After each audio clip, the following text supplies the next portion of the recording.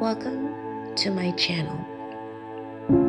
In today's session, we will talk about the time of shaking.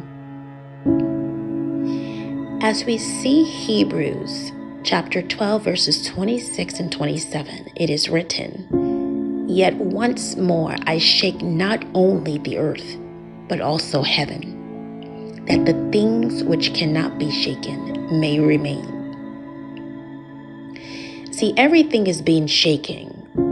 We can see that governments, economies, even churches.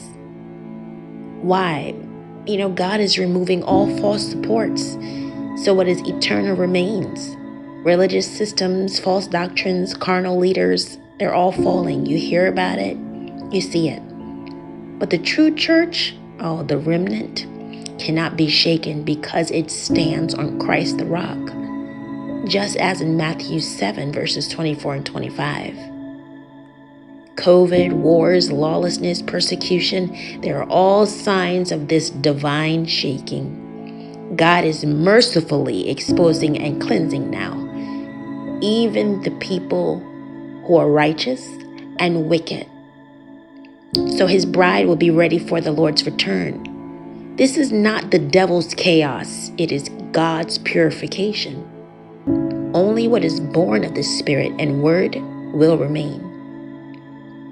The scriptural warnings are found in Malachi chapter 3 verses 2 and 3 and 1 Corinthians 3 verse 13.